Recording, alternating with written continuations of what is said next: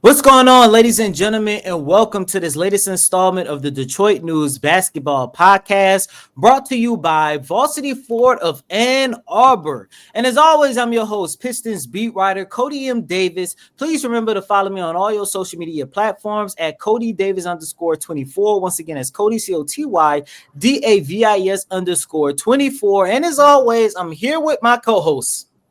Yep, it's Tarohn's Finley is back again for the fourth podcast now. Cody, it Fourth seems like time podcast, is man. We flying. getting up there. The season is near. But make sure you guys follow me on all social medias at Tarohn Finley, TAROHN FINLEY. And once again, Cody, I'm ready to talk Pistons.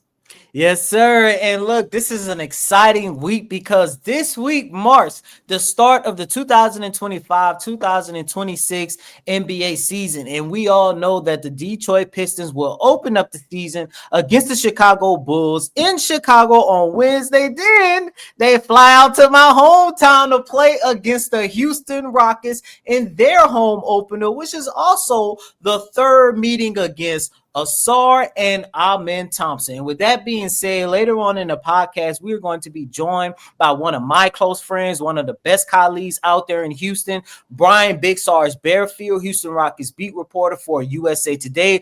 And we're going to literally talk and compare Ausar and Amen Thompson. But before we get into all that, we do have some unfortunate news because last week the Pistons released a statement saying that Jaden Ivey, I am heartbroken.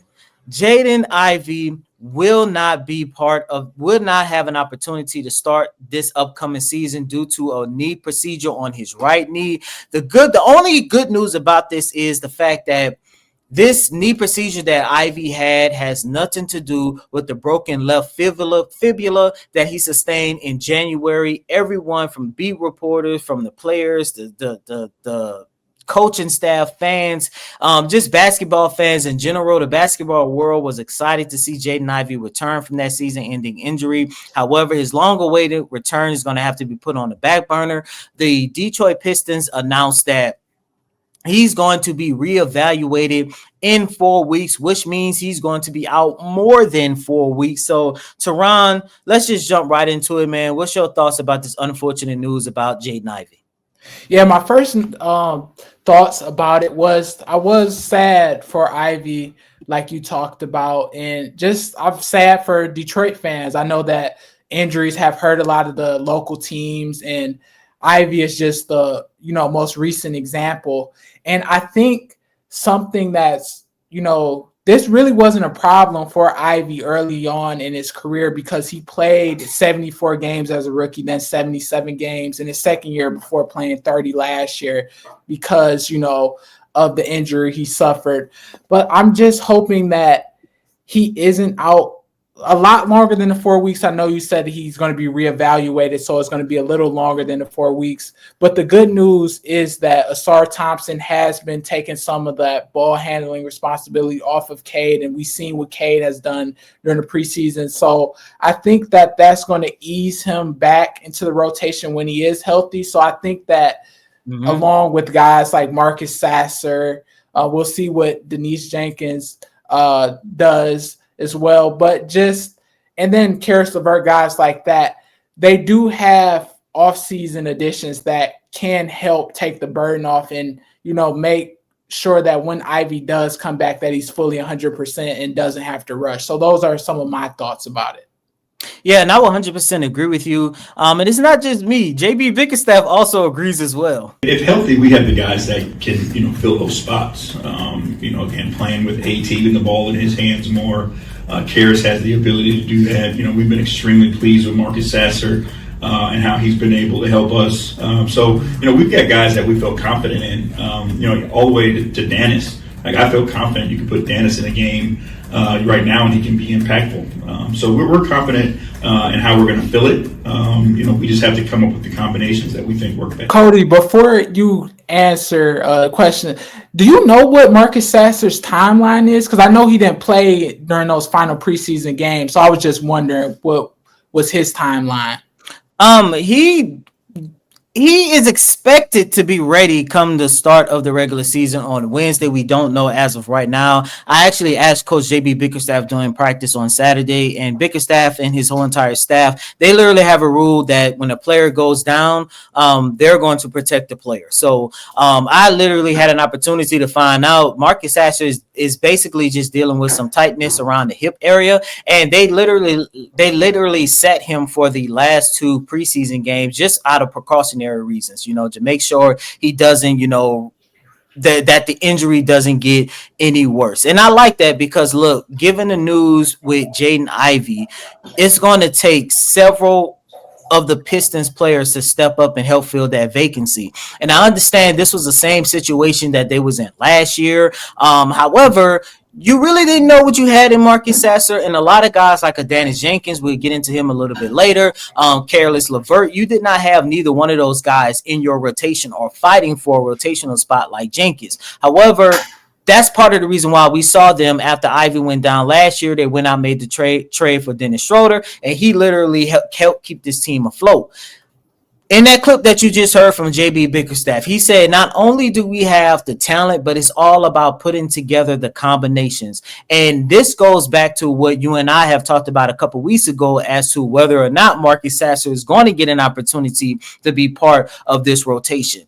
With them taking their time with Marcus Sasser, not putting him out there during the last two preseason games, especially considering he's dealing with a little bit tightness around the hip area, keeping him safe, making sure he's fresh. If he's not ready to go come Wednesday, he's definitely going to be ready to go come Friday because that's where he went to college, and he's going to have family and friends in attendance as well. That's going to give Marcus Sasser an opportunity to really establish himself as a legitimate rotational spot for JB Bickerstaff, and not just in the absence of Jaden Ivey, but just for the Detroit Pistons in general. And I know a lot of people are concerned on whether or not the Pistons have the talent in terms of staying afloat, given the fact that you lost Jaden Ivey. I'm going to just go ahead and say at least for the quarter of the season, because remember, it doesn't say that he's going to be out for 4 weeks. They say he's going to be reevaluated for 4 weeks. So now you got to see, how does he look? Where is he in his whole entire rehabilitation process within the next 4 weeks? And then after that, then maybe you can start putting a timetable on his return. So I'm looking maybe finger crossed 6 weeks at best. But even when he comes back, you still got to give him time to get adjusted to the NBA, get adjusted to playing in a full NBA game, because at that point, you're almost looking at a fact that Jaden Ivey is going to be out for almost a whole entire year. Because remember, he got hurt on January 1st. So it's just an unfortunate situation, man. So shout out to Jaden Ivey. Hopefully, without a shadow of a doubt, speedy recovery for him. Hopefully he get back to the player that he was prior to all of these injuries. He was so excited. I actually had an opportunity to talk to him possibly, I want to say a week before the news came out about his knee. And he was so excited just to be back, not just playing basketball, but to be back around his friends, to be back around his coaching staff, his teammates and stuff. As a matter of fact, when he made his debut, his preseason debut, in the one game that he did play against the Memphis Grizzlies, he just talked about how good it was just to wake up and go to shoot around and just go through his whole entire game day routine again. So just hearing all of that, knowing how important that was to him, and then unfortunately you get the news about his knee, it's heartbreaking. But at the end of the day, for him, it gives him more opportunity, additional time to make sure that he doesn't just get his knee in the right spot, but also that left fibula, that left leg, making sure that's in the right spot. And as for the Detroit Pistons, unlike last year, they are definitely in a better position to make sure that they keep this team afloat while, in my opinion, their second best player get back healthy. Right. And I think another part that's so sad about this is we just haven't seen a fully healthy season of this iteration of the Pistons, just because, last year it was JB's first year, and then Asar, of course, was coming off a very limited offseason with, the blood class issue and things like that. And the same thing with Ivy, like as soon as the team started to finally get that rhythm and getting used to playing with each other, he went down with the injury. So I think that that's really the unfortunate part about this situation. But I think this will only make the Pistons better. They get to see what guys like Marcus Sasser can do without Dennis Schroeder, being acquired before the trade deadline and things like that. So now he's going to be, given the backup point guard minutes. It's going to be, I'm sure, a competition and things like that. But we finally get a chance to see what he can do without looking over his shoulder. And the same thing with Asar. We finally get to see what he's been doing just all preseason long, which is handling the ball. And that's something that I've been thinking a lot about recently, like over the weekend. It's just all the focus on his ball handling over the summer. Did that impact how much focus he put into shooting and things like that? So that's something that I'm just really trying to figure out and see how this is going to affect the team overall. But like I said, I think it will only make them better. On the other side of the break, we will be joined by Brian Big Sarge Barefield and discuss the different similarities between Asar and Amen Thompson. For 44 years, Varsity Ford in Ann Arbor has been more than just a dealership. We're a family, proudly serving yours. As one of the top volume Ford dealers in the world, we're proof that when you treat people right, they come back, generation after generation. And now we make it easier than ever with complimentary pickup and delivery for both sales and service. So you can buy or service your Ford without leaving home. Varsity Ford, driven by family, built on tradition. Welcome back in, ladies and gentlemen, to this latest installment of the Detroit News Basketball Podcast, brought to you by Varsity Ford of Ann Arbor. As we continue on with the show, as promised, we have a guest from Houston. We call him Big Sarge, but I also call him my big brother as well, Brian Barefield, Houston Rockets beat writer at Rockets Wire USA Today. Sarge, I know you wanted to be called Brian for this show, but I have to call you Sarge. What's going on, my brother? And welcome to Detroit. Hey, first of all, thank you for having me. I didn't know who I was supposed to check in with before the show started, so I just wanted to make sure that you got everything squared away for me being on this show. As far as, because I want to show up when it's time for the Houston Rockets to play the Detroit Pistons, and trick tap me on the shoulder and say, "Hey man, how's it going? I seen you on the Detroit News Basketball show with Coty Davis, who's my guy, by the way. But you need to check in with me." But no, I really appreciate you having me, Coty, man. And I'm going to say this every time you and I get together. I really appreciate you for having me, one, and then two, man, I'm really proud of you, for doing your thing up there in Detroit, man. You're putting out great content. Written articles and social media. You've created that social media space to whereas you're putting out your content, man, and I look forward to it. Even though I don't cover the Detroit Pistons, man, I feel like I cover the Detroit Pistons just by your work. Man, you're gonna make me share a thug too. But Sarge, let's just jump right into it, man. Next week is the start of the 2025-2026 NBA season. And even though it might not look like it from the outside looking in, the Houston Rockets and the Detroit Pistons, basically ever since I started being around, being on the beat of the Rockets, and of course transitioning here to the Detroit Pistons, always seemed like the Rockets and the Pistons were always on the same trajectory, even coming into this season. Now look, I know if we make a list of the top 15, 20 players of all time, Kevin Durant's name is going to be on there, which means, the expectations for you guys have changed even more going into this season. I know there's a lot of championship expectations for the Houston Rockets down there in Houston. Not as much here in Detroit when you take a look at the Pistons. However, people are expecting them to take a big step forward, similar to like what the Houston Rockets did last year. My last year on the beat was Ime Udoka's first year. They finally got things going. And then last year, we saw them go from number 9 in the Western Conference that year. I believe they finished, or maybe it was 10th, because they finished right outside the play-in tournament. And then 41 and 41.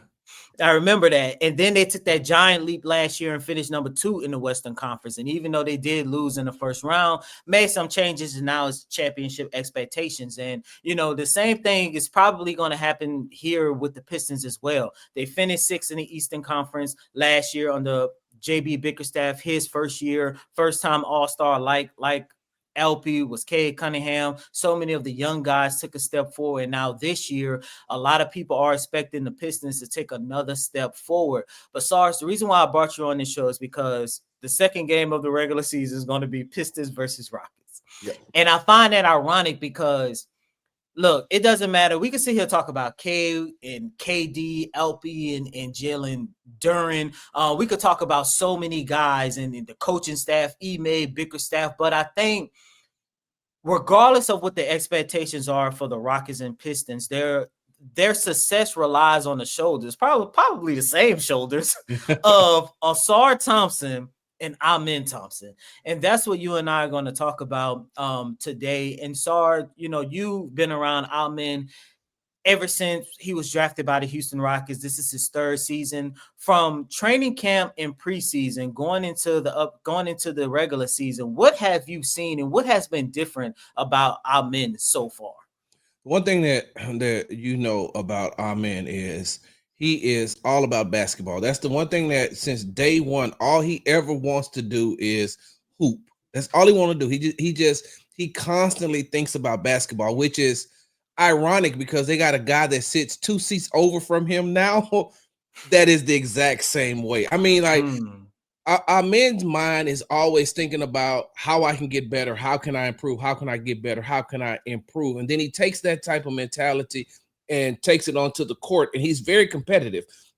Coty, I know that you've had some conversations with Ausar, about them two growing up and how competitive Amen is, but he is so competitive that he never, ever wants to lose. And that's that drive and that will and that determination that he has. And that's what's going to help this Houston Rockets team this season, especially with the absence of Fred VanVleet and them not having what they consider a true point guard.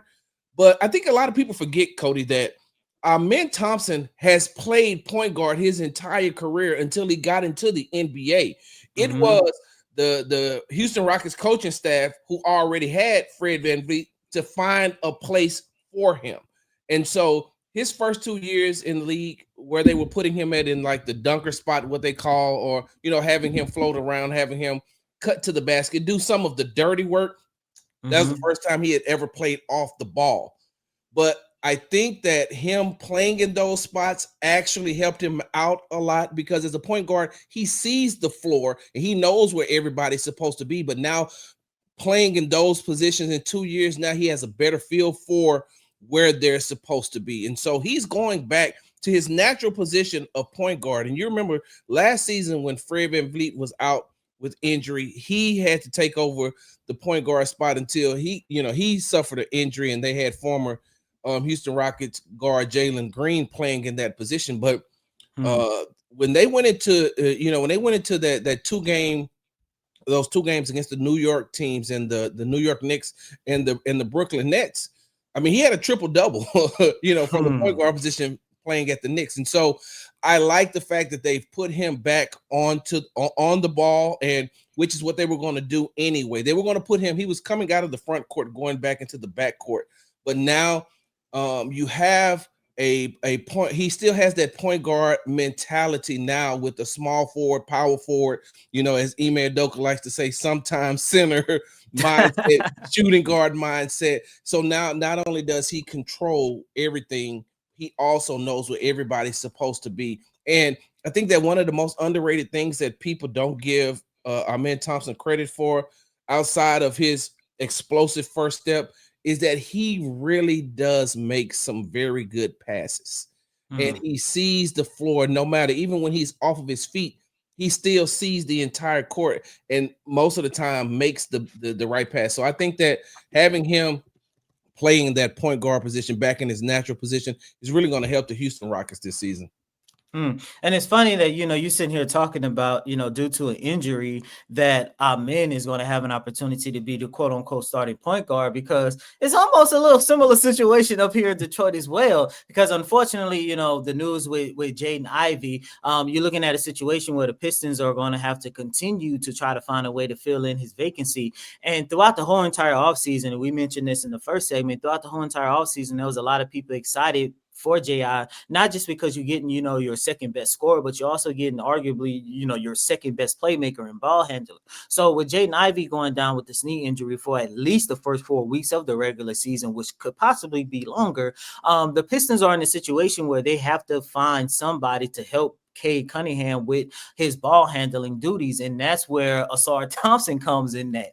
And I know for Ausar, throughout training camp and throughout preseason, you're looking at a situation where he's trying to get comfortable playing on ball more. Yes, he has all the intangibles, especially when he's getting the rebounding and taking the ball off court. And I know that is something that Coach J.B. Bickerstaff definitely wants to utilize more for this upcoming season.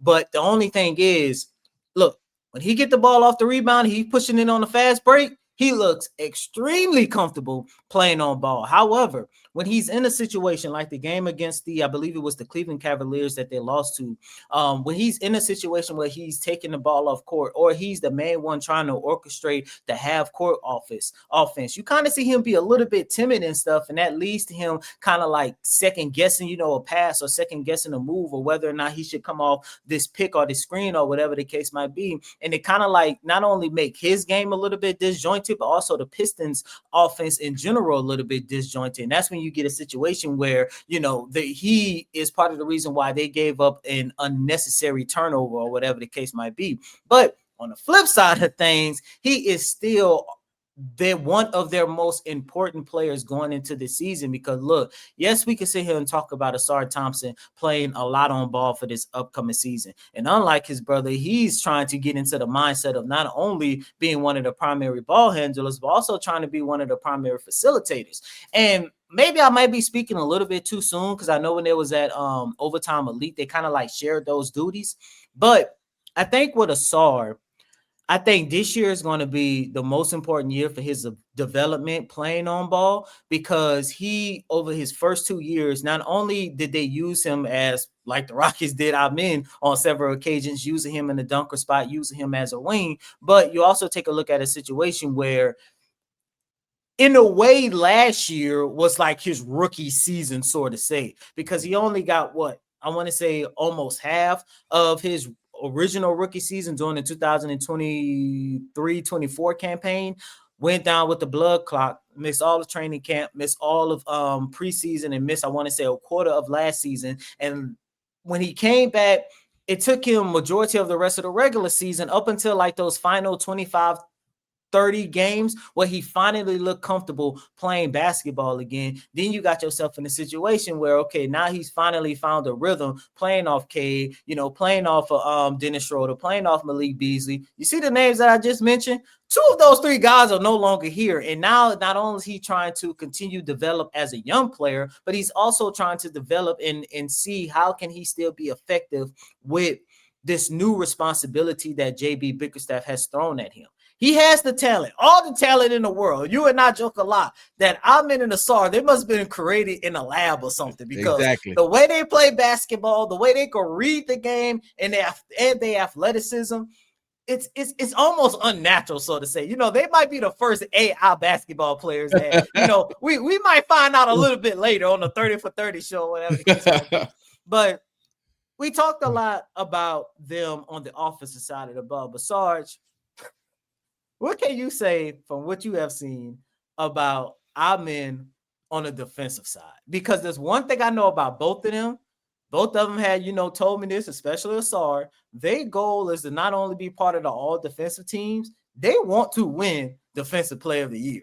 Yes, they actually do. And before I talk about our men's defense, let me just say this real quickly about on the offense side of the ball. Just one more thing I wanted to add in addition to what I said earlier.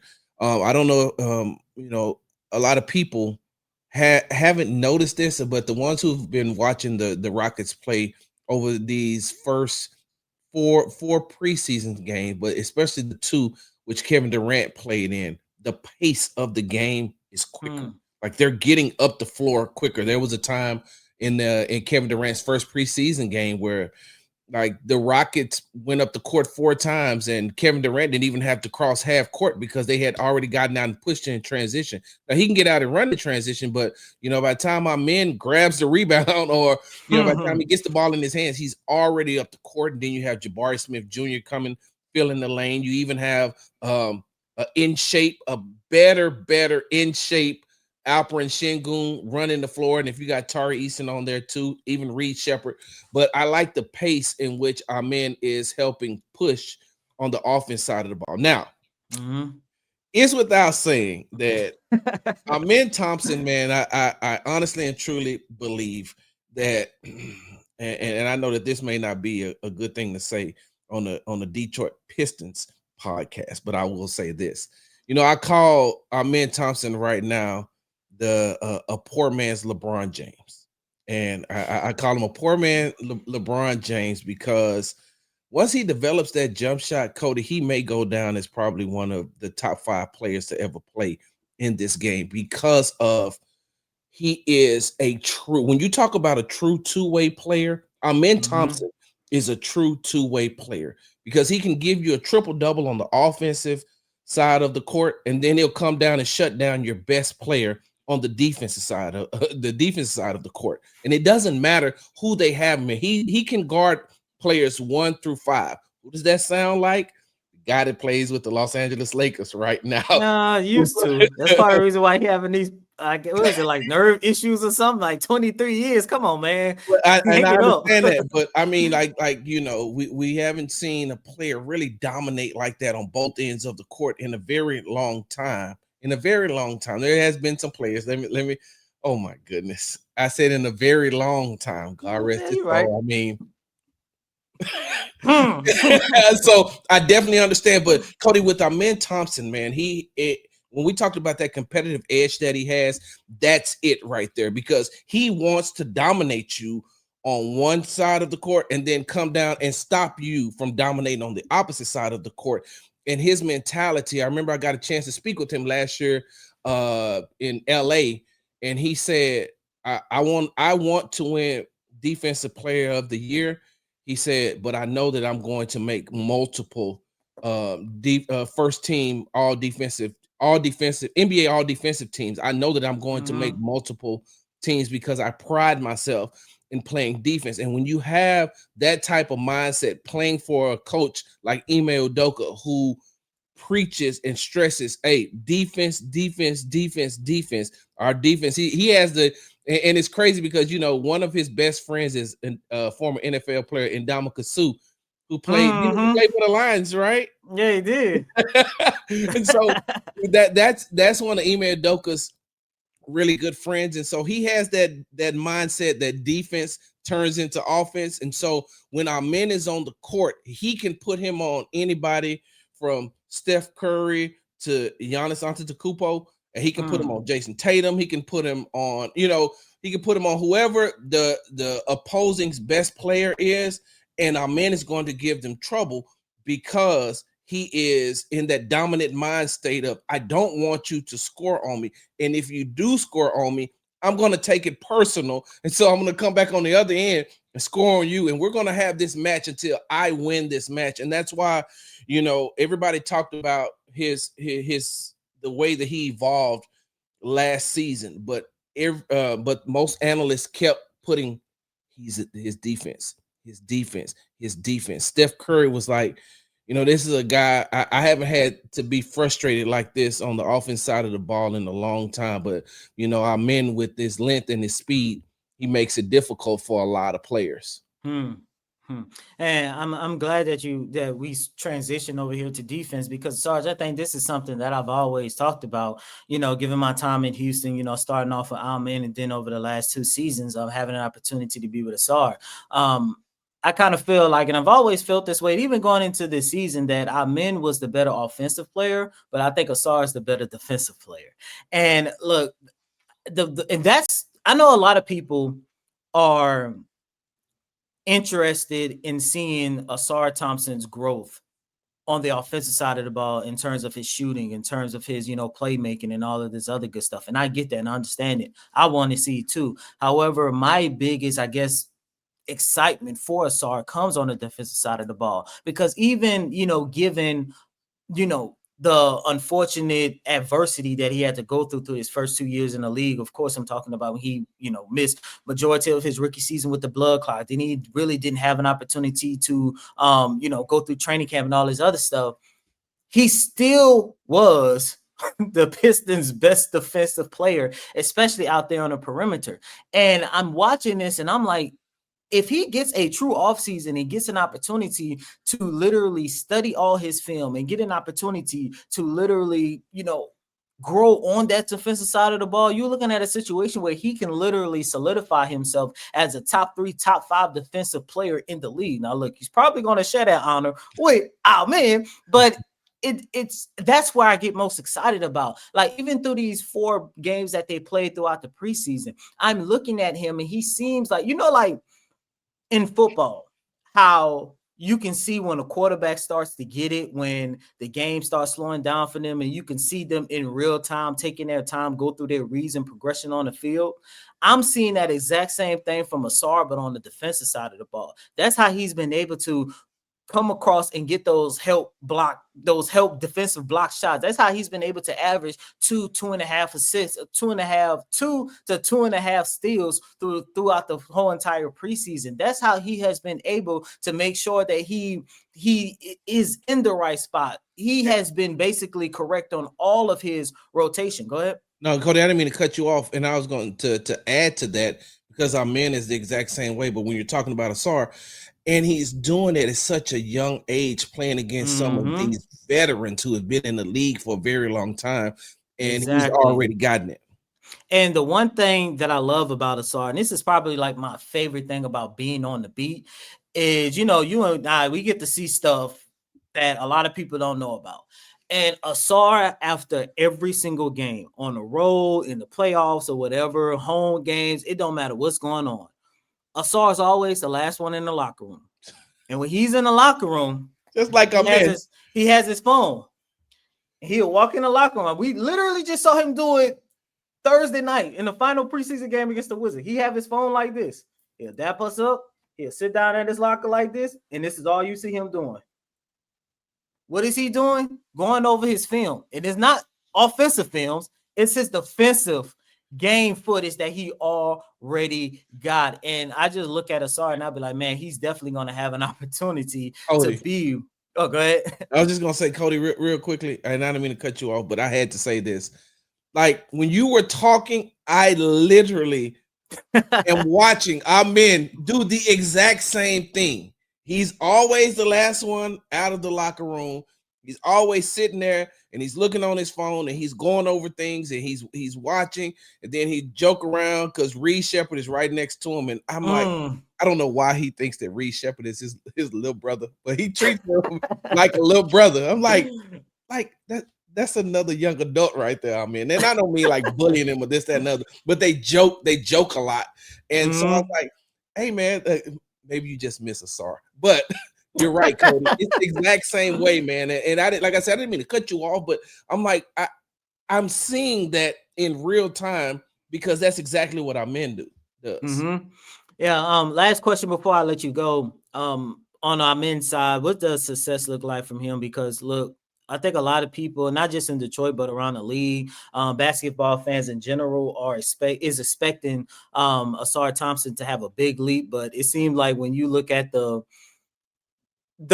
potential breakout star of the NBA, somebody that I think if he plays 65 games and live up to expectation, I think that already has his name written on Most Improved Player of the Year award is Amen Thompson. Really quick, what does success look like for Amen this upcoming season? And, I know that we talked about a lot of individual stuff when it came to Amen, but first and foremost, success to him means that he has brought a NBA Finals championship to the city of Houston, and he won't stop until he does that. That's that goal right there is first and foremost. He wants to win a championship because talking with him, he says if you win the championship, then everything after that comes after that. But when you look at these individual awards that you got as far as making, all defensive team, being defensive player of the year. Heck, even winning if he wins MVP, he feels like it would be null and void if he does not have. And this may sound crazy to you, if he doesn't have multiple rings. Like that's his mindset. He's like, yeah, I want to win one, but I want to win for as much as I want to win one, I want to win 5, because he knows that if he wins those 5, that his name will go down with the greats. Like we talked about LeBron, like we talked about, Kobe, like his teammate Kevin Durant, people that he's playing against right now. So success for him isn't just a 1-year thing, no matter what accolades that he's going to get, by the way that he plays this year. It won't mean anything to him unless he's able to win multiple NBA championships. But he definitely wants to start by getting that one, because for as good as he is as an individual player, his whole mindset is he has that point guard mentality of, I want to make my team better. And so, getting to the second round of the playoffs last year, and look, Coty, look, I don't know how we keep talking about football, but I gotta bring this in right quick. I mean, because you've been around Kamari Lassiter, the defensive back for the Houston Texans, and his mindset is, Coty, when I had an opportunity to speak with him after a game 2 weeks ago where he got an interception and they won the game, his mindset was like, yeah, we won the game, I got the interception, but let me tell you about these plays I missed. He's like, I gotta lock in. I gotta tap in, man. We won the game. I got the interception, but I gotta lock in. I gotta tap in.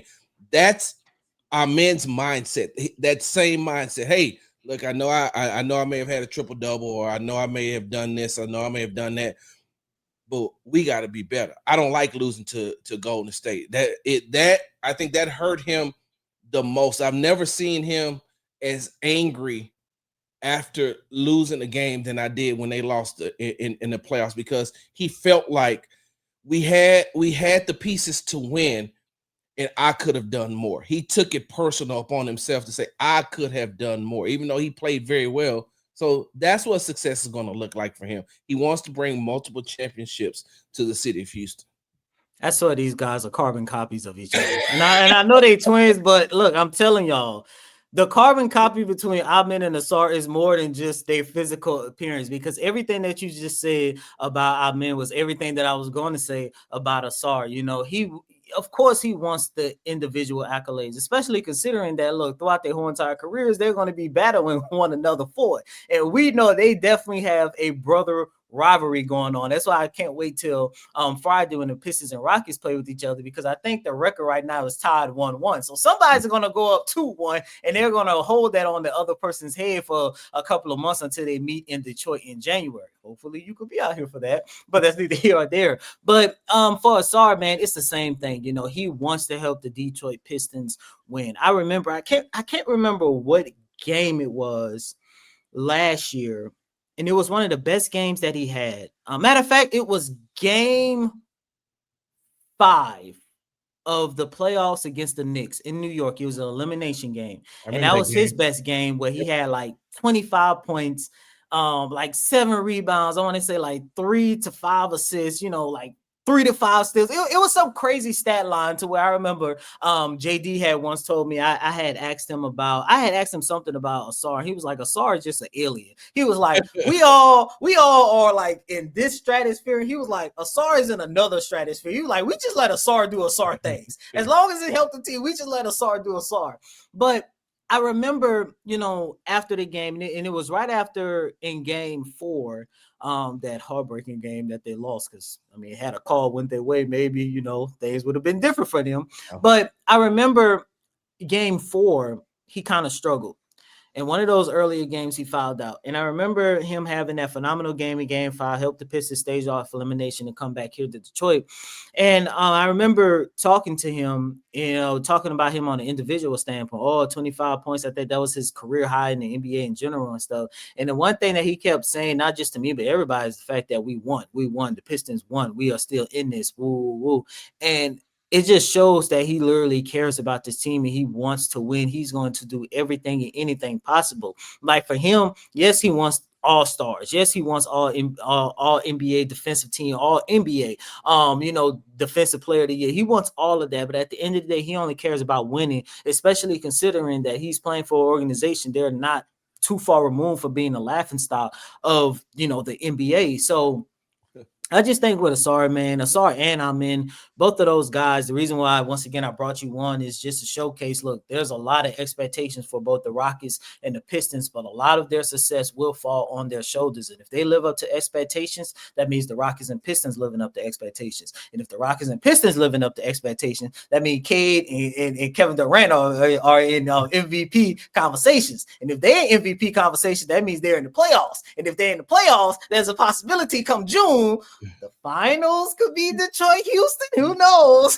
Cody, what type of storyline would that be if Man, the Pistons and the Rockets played in the NBA Finals, man? I wouldn't know. I wouldn't know. I would not know, to be honest with you. That's one of those moments where it's like, I know as reporters, we can't make it about ourselves, but I'm like, come on, y'all gotta give me a smidgen of this. Just a smidgen, give us just a smidgen of this, So, but Sarge, man, thank you so much for coming on the Detroit News Basketball Podcast, man. It's been an honor. I know it's still early out there in Houston. I know you got to go to go to Texans later on today. That's another, kind of championship, contest I'm hoping for as well. But Sarge, once again, man, thank you so much. And please tell our listeners and viewers where they can follow you at on all your social media platforms. Hey, first of all, like I said, once again, thank you all for having me.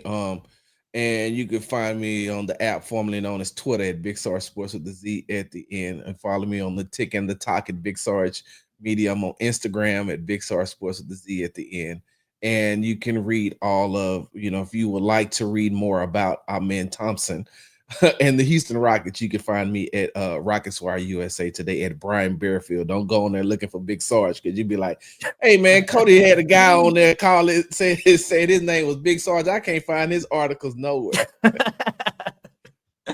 And as always, I'm your host, Coty M. Davis, Pistons beat writer at the Detroit News. Please remember to follow me on all your social media platforms at Coty Davis _24. Once again, it's Coty COTY DAVIS _24. Until next time, ladies and gentlemen, peace.